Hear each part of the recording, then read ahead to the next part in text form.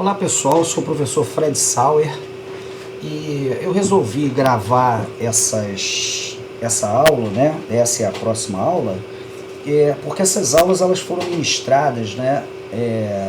Num dia atípico, né? Nós tivemos um problema da greve geral no dia 28 de abril e essa aula, e a próxima, né? Que vai estar disponível gravada também, ela foi apresentada no dia 29, né, um sábado, na Unidade Meia, numa aula onde nós tivemos 20 alunos presentes de 44, né, quer dizer, um pouco menos de 50% da turma.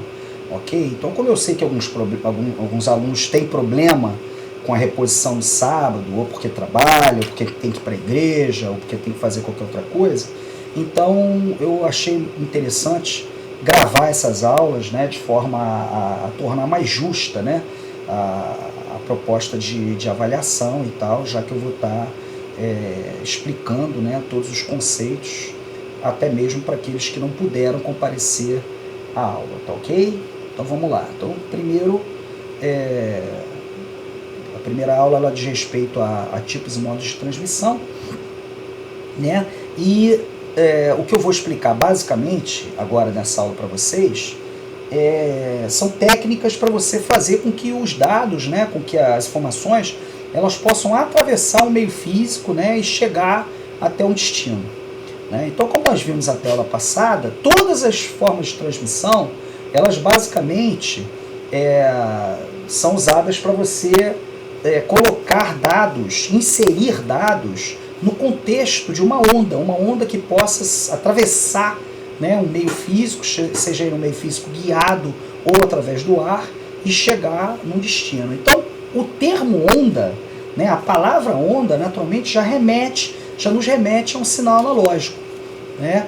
Então, o que nós podemos fazer, então, na prática, codificar um sinal analógico ou digital numa onda analógica, né? Porque se a onda é analógica. Esse processo ele é chamado de modulação, tá certo? O sinal, a onda do sinal é chamada de sinal modulante, e a onda analógica, que é utilizada, né, ocupando um determinado canal para transmitir o sinal da origem até o destino, é chamado de onda portadora. Então, a modulação nada mais é do que a inserção, né, de um sinal dentro de uma onda portadora, ou, né, em última análise, a alteração de uma onda portadora através de um sinal modulante, que é o próprio sinal de dados a ser transmitido, tá certo? Além disso, vamos falar também hoje sobre modos de transmissão. Isso aqui tudo é muito simples, não tem mistério nenhum, vocês inclusive viram isso em arquitetura de computadores, né? Mas vamos dar uma relembrada aí, porque é importante no contexto de fundamentos de rede, né, da nossa disciplina. Ok? Bom, então, primeiro a transmissão analógica, ou seja, a transmissão de sinais analógicos através de uma onda portadora. Então, o que acontece? Essa onda portadora ela vai ter uma frequência característica, e essa frequência característica ela vai ser adequada a um determinado canal. Então, por exemplo, o rádio. A gente, quando quer ouvir um rádio, digamos, quero ouvir a Band News, né? Então, o que eu faço para ouvir a Band News? Eu vou lá no meu rádio e sintonizo na frequência 90.3 MHz. Então, na verdade, o que é essa frequência 90.3 MHz? É a frequência da onda portadora da rádio FM, né, Band News. Né? FM, a gente vai falar mais adiante sobre a modulação analógica, né, que é feita através de FM, AM ou PM. Né? Três técnicas. No caso do FM, é modulação em frequência. Tá certo? Antes disso, vamos ver a modulação de sinais digitais. Né? Então, quando a gente vai modular sinais digitais, o processo é rigorosamente o mesmo, né? Ou seja, a gente vai modular o sinal numa onda analógica, né? Ou seja, uma onda que tem um valor de frequência característico. E nós temos 4 técnicas principais que podem ser utilizadas aí nas nossas transmissões, né? A ASK, FSK, PSK e QAM. Tá? É claro que existem várias outras técnicas, mas todas elas são efetivamente, digamos, baseadas nesses 4 modelos. Inclusive, a técnica utilizada no nosso Wi-Fi, que é baseado no QAM, né, para chegar até altíssimas velocidades. Uma coisa importante, uma pegadinha que a gente tem que tomar cuidado aqui, é que o PSK, esse P vem de phase, PH, né, escrito com PH, porque é em inglês, né, os termos são em inglês. Então a gente costuma confundir muito, né, modulação em fase com modulação em frequência. Em português as duas palavras começam com a letra F, mas no caso o FSK é de Frequency Shift Keying, né, a modulação com chaveamento de frequência. Então a gente tem que tomar muito cuidado para não cair nessa pegadinha, ok? Bom, então o ASK, como é que funciona o ASK, que é a modulação em amplitude?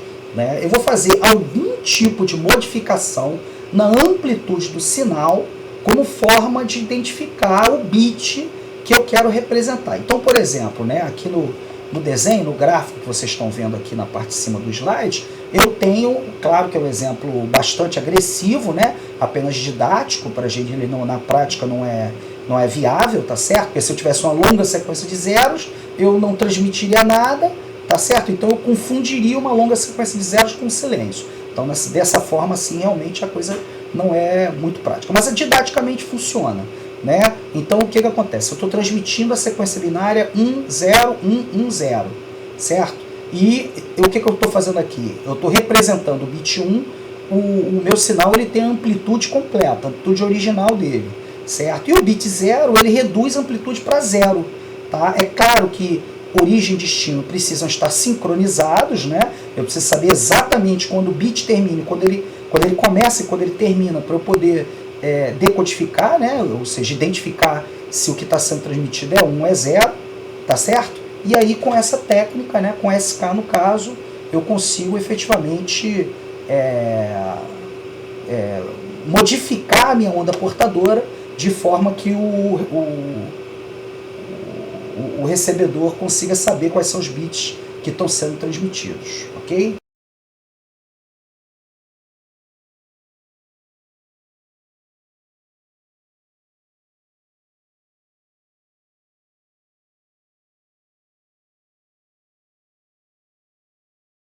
O FSK, mesma coisa, só que ao invés de alterar a amplitude, eu vou alterar a frequência. Então vocês estão vendo aqui que o bit 1 ele tem a frequência original e no caso o bit 0 ele tem uma frequência mais baixa, certo? É claro que é uma frequência mais baixa, mas uma frequência que não chega até o próximo canal de frequência, tá? Então tudo isso trabalha dentro de limites, né, de forma que essa alteração de sinal não possa ser confundido com um sinal de uma outra operadora, de uma outra emissão, tá certo? E não ter também, claro, colisões entre eles, tá certo? Então, frequências diferentes são usadas para representar os bits 0 e 1, tá? No FSK. No PSK, que é o Phase Shift Keying, né? O desenho aqui ele está bem nítido, dá para ver. O que acontece? Eu tenho uma onda portadora que sempre começa com uma frequência de amplitude positiva, depois negativa, depois positiva, negativa.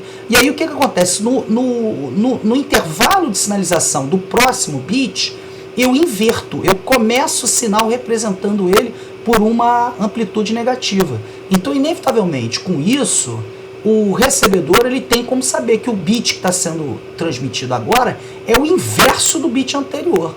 Tá certo? Então esse é o Phase Shift Keying. Cuidado de novo com a letra, tá? É P, de phase com PH, tá certo? Então com isso nós conseguimos também diferenciar os sinais, né? De forma que o recebedor consegue definitivamente saber o que está sendo transmitido.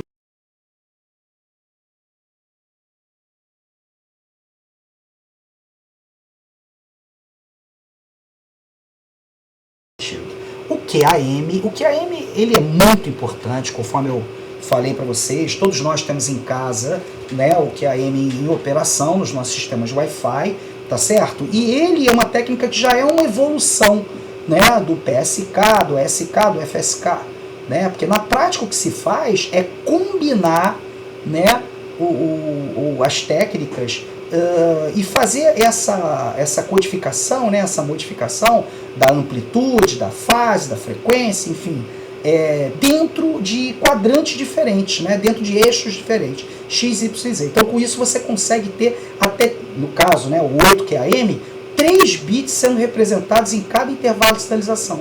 Então, você tem 3 representações diferentes, tá certo? Possíveis dentro de uma mesma representação. Então, cada uma delas vai ter um significado.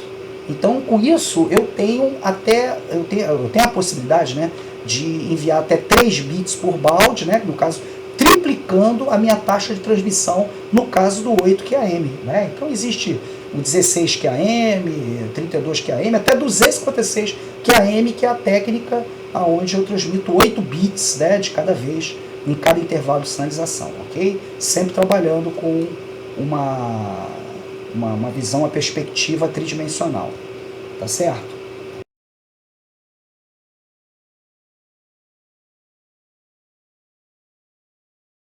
Bom, agora a modulação analógica. A modulação analógica, que eu já adiantei, né, no exemplo lá da Band News, né, ela pode ser feita na amplitude, na frequência ou na fase, certo? Então, se eu faço a modulação na amplitude, o meu sinal modulante, ele vai fazer o quê? Ele vai provocar uma alteração na onda portadora na sua amplitude. Se eu uso o FM, ele vai fazer na frequência, respectivamente, e se eu uso o PM, é em fase. Conforme eu vou mostrar para vocês mais adiante, a modulação em fase, na verdade, na prática, ela não é representada como uma mudança de fase no caso do analógico, né? Mais adiante eu vou mostrar isso para vocês. A modulação em amplitude, ela tem a característica de fazer a alteração da amplitude da onda portadora. Ok, desculpe, retomando aqui, só um instante, vamos lá.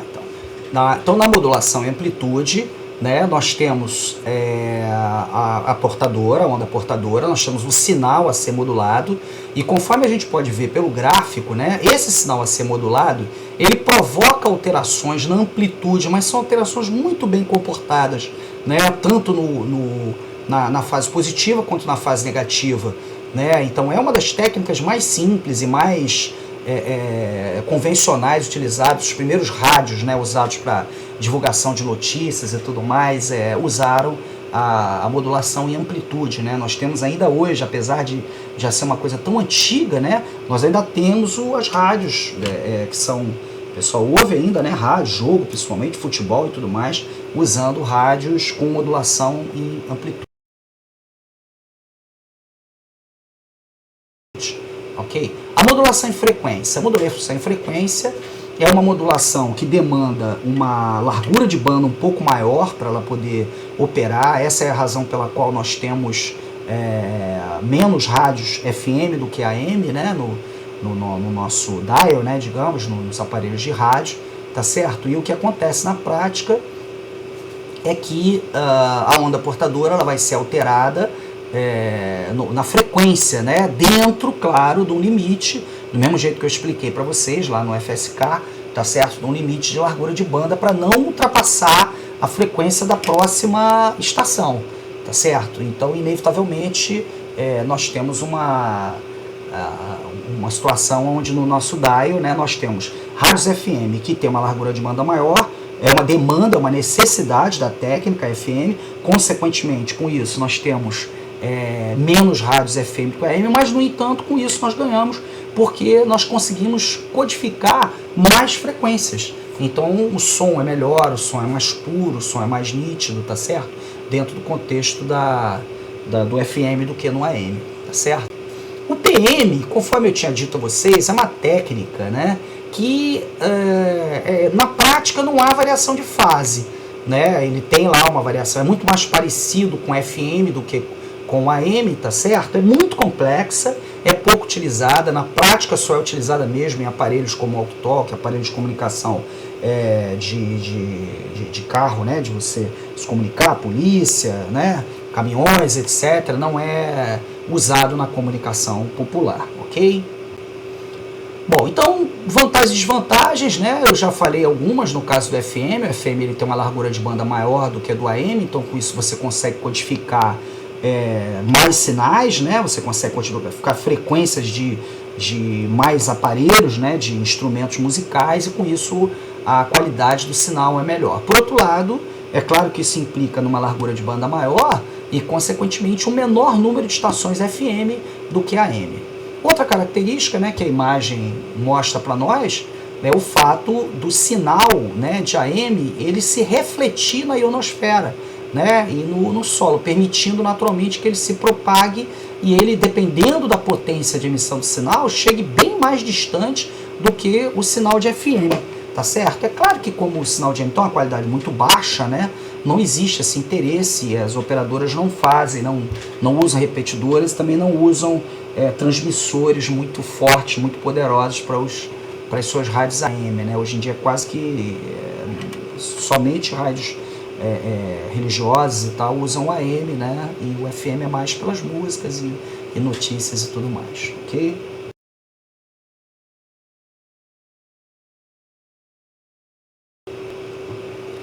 Bom, agora a transmissão digital. No passado, né, as técnicas disponíveis elas apenas permitiam que você codificasse um bit de cada vez, né? Então, se você codifica um bit a cada intervalo de sinalização, né, a medida, né, de transmissão, que era chamada na época de baud, tá certo? Era correspondente a 1 bit por segundo. Com o passar do tempo, o próprio QAM8, né, que a gente falou agora há pouco, ele permite a transmissão de 3 bits por baud.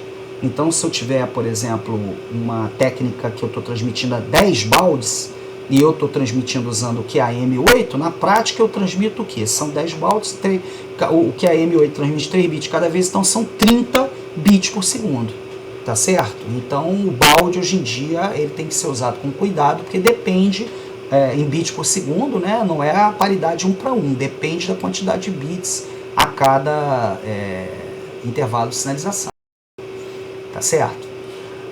Não posso esquecer que tudo que é consumido pelo ser humano, tudo que é consumido pelo homem, ele é analógico. O homem ouve analógico, ele vê analógico, ele enxerga analógico. Não há como se consumir sinais digitais. Então, inevitavelmente, o processo de conversão de analógico para digital, né, são chamados codecs, né, eles são muito frequentes no nosso dia a dia. O próprio aparelho telefônico celular, né, faz isso.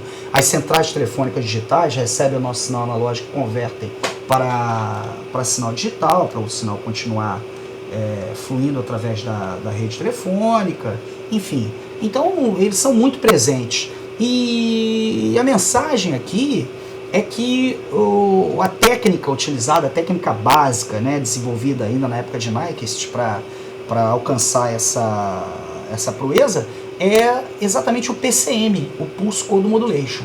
E o PCM, dentro dele, ele tem o PAM, né, que é o PCM depende do PAM, na verdade, conforme a gente vai ver. Então imagina isso, né? Esse é o processo de um codificador PCM, tá? Então dentro desses 3 passos que vocês estão vendo, nós temos um codificador PCM. Nós temos uma entrada, que é um sinal analógico, nós temos uma saída, que são bits, são dados digitais.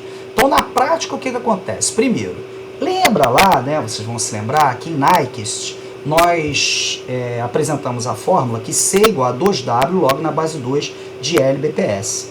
E eu expliquei para vocês, mostrei, caiu na prova, que a primeira parcela da equação de Nyquist, que é justamente o 2W, ele é correspondente ao número de amostras por segundo que são feitas para você poder codificar o teu sinal analógico em sinal digital, tá certo? Então essas amostras às quais eu me referi quando eu expliquei para vocês a técnica de Nyquist, né, elas vão ser feitas e cada valor de amostra vai ser quantizado, é onde entra o PAM, tá certo? Então o PAM na realidade é exatamente esse processo de eu pegar um valor quantizado e transformar ele numa sequência binária, tá certo? Então esse processo todo junto, de amostragem, quantização e codificação, ele é chamado de PCM, tá certo? Pulse Code Modulation.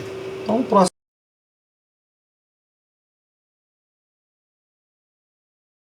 slide aqui a gente vê o processo, né? Então o sinal amostrado gera pulsos PAN, né? Então esses pulsos PAN, esses pulsos quantizados, eles vão ser codificados em bits através de uma tabela de para, né? Aonde naturalmente, conforme vocês estão vendo aqui pelo exemplo, né, vários arredondamentos vão ser feitos, né, por exemplo, ali eu tenho uma amplitude de 143.9 que é arredondado para 144 em função do número de bits que vão ser utilizados para poder codificar essa amostra. Então, inevitavelmente, né, o processo de digitalização, o processo de quantização e codificação, ele envolve algumas generalizações, né, alguns arredondamentos que inevitavelmente vão provocar perda no sinal original, sem sombra de dúvida. Agora, a grande vantagem é que uma vez digitalizado, o sinal, ao ser transmitido, ele pode ser integralmente recebido no seu destino final, tá certo? O importante são as perdas que vão